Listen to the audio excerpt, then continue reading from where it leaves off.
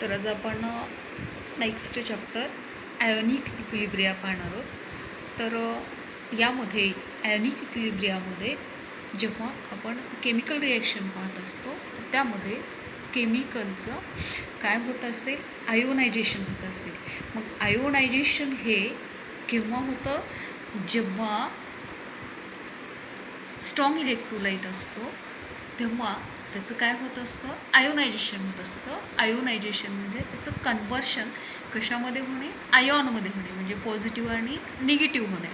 आणि काही रिॲक्शन्स अशा आहेत की त्या पार्शियली डिसोसिएट होतात किंवा पार्शियल डिसोसिएशन होतं. पार्शियल डिसोसिएशन म्हणजे इनकम्प्लीट आयोनायझेशन, म्हणजे पॉझिटिव्ह आणि निगेटिव्ह आयॉन काय होत नाही आहेत, सेपरेट होत नाहीत. म्हणजेच the equilibrium between ions and unionised molecule in solution is called ionic equilibrium. Equilibrium म्हणजे त्याची स्टॅबिलिटी असेल. कुठली स्टॅबिलिटी घेतली आपण, between ions and unionised molecule.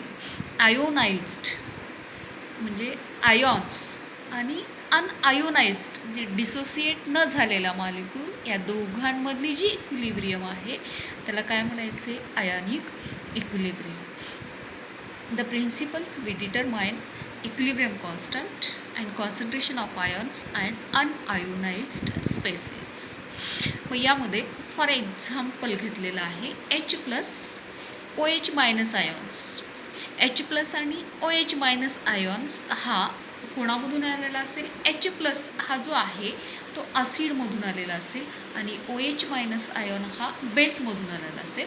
For example H plus हा HCl आलेला असेल, H2SO4 आलेला असेल, HNO3 आलेला असेल. नंबर ऑफ ॲसिडिक कंपाऊंड्समधून H प्लस मिळतो आणि OH मायनस आयॉन हा बेसमधून मिळतो. फॉर एक्झाम्पल NaOH असेल किंवा KOH असेल, म्हणजेच त्यामधून काय मिळणार आहे, OH मायनस आयॉन मिळतो. Unionized water molecule. Unionized water molecule म्हणजे त्या ठिकाणी वॉटरचं डिसोसिएशन झालेलं नाही. Ionization of weak acids and weak bases. मग या ठिकाणी एक लक्षात ठेवायचे, weak acids and weak bases. मी आत्ता म्हटलं की इलेक्ट्रोलाइट कोणाला म्हणायचे, की ज्या केमिकल सोल्युशनमधून इलेक्ट्रिसिटी फ्लो होते त्याला आपण काय म्हणतो, इलेक्ट्रोलाइट म्हणतो. आणि ज्या केमिकल सोल्युशनमधनं इलेक्ट्रिसिटी पास होऊ शकत नाही त्याला काय म्हणायचे, पास कमी प्रमाणात होतो तो कोण असेल, वीक इलेक्ट्रोलाइट्स असेल, म्हणजे ॲसिड असेल किंवा बेस असेल. Reaction between ions of salts and ions of water. Solid salt and it's ion in waters. तर आपण नेक्स्ट कन्सेप्ट पाहणार, टाईप्स ऑफ इलेक्ट्रोलाइट. म्हणजे आपण आत्ताच म्हटलं की इलेक्ट्रोलाइट कोणाला म्हणायचे, ज्या केमिकल सोल्युशनमधनं इलेक्ट्रिसिटी फ्लो होते किंवा पास होते तो कोण असेल, इलेक्ट्रोलाइट आहे. The substance which gives rise to ions when dissolved in water are called electrolyte.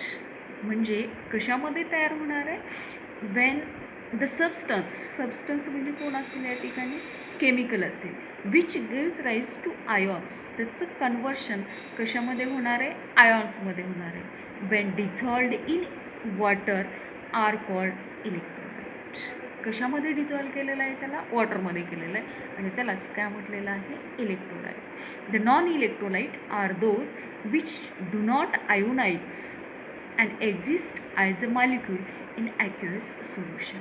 The non electrolyte म्हणजे त्याचं आयोनायझेशन होणार नाही किंवा स्प्लिटअप होणार नाही. कशामध्ये, पॉझिटिव्ह आणि निगेटिव्ह आयॉन्समध्ये. Exist as a molecule in aqueous solution. कुठल्या फॉर्ममध्ये राहणार आहेत, in the form of in aqueous solution. The electrolytes are classified into strong and weak electrolyte. कशामध्ये क्लासिफाय केलं त्याचा, स्ट्रॉंग आणि वीक. स्ट्रॉंग कोणाला म्हणायचं, ज्याचं आयोनायझेशन होईल तो कोण असेल, स्ट्रॉंग असेल.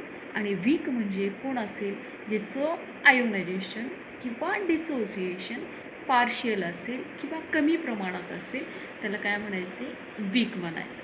The classification is based on the extent of ionization in dilute aqueous solution.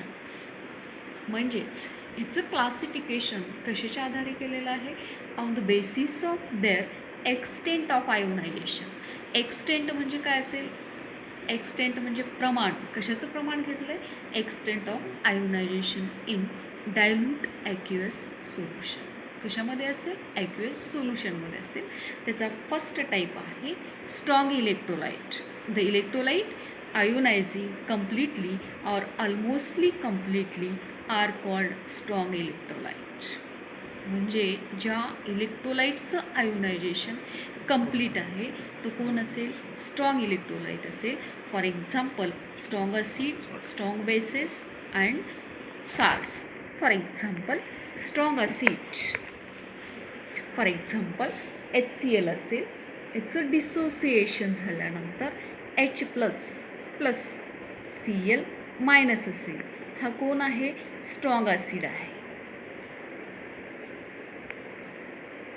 For example next strong base NaOH.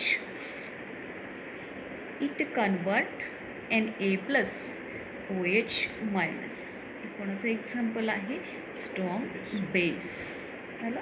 म्हणजे स्ट्रॉंग इलेक्ट्रोलाइट कोणाला म्हणायचं आहे? ज्याचं आयोनायझेशन कंप्लीट होतं त्याला काय म्हणायचं आहे? Strong electrolyte. For example strong acid, strong base and साल्ट्समध्ये फॉर एक्झाम्पल NaCl होतं आणि NaClमध्ये NaClचं dissociation NaCl it gives Na plus Cl minus. म्हणजे हा कोण आहे? साल्ट. त्यानंतर weak electrolyte. The electrolyte which dissociate to a smaller extent in aqueous solution are weak electrolyte. म्हणजेच कसा इलेक्ट्रोलाइट घेतला आहे? त्याचं डिसोसिएशन कशा प्रमाणात आहे? स्मॉलर एक्सटेंट, अगदी कमी प्रमाणामध्ये आहे. In aqueous solution are called weak electrolyte. Weak acid and weak bases being in this class. म्हणजे काय येणार आहे त्यामध्ये? वीक ॲसिड असेल किंवा वीक बेस असेल. वीक ॲसिड म्हणजे फॉर एक्झाम्पल ॲसिटिक ॲसिड येतो CH3COOH असेल आणि वीक बेसिस म्हणजे सोडियम कार्बोनेट येतो. The weak electrolyte dissociate only partially in aqueous solution. म्हणजे कशामध्ये त्याचं डिसोसिएशन? पार्शियली किंवा स्मॉलर एक्सटेंट, अगदी कमी प्रमाणामध्ये असेल. The equilibrium thus can be established between the ions and non ionized molecule. The ionization reactions therein is represented as a double arrowhead between the ions and non-ionized molecule. म्हणजे कशा पद्धतीने indicate करणार होतं आपण? Double arrow head. ह्या forward direction असेल आणि ही backward direction असेल.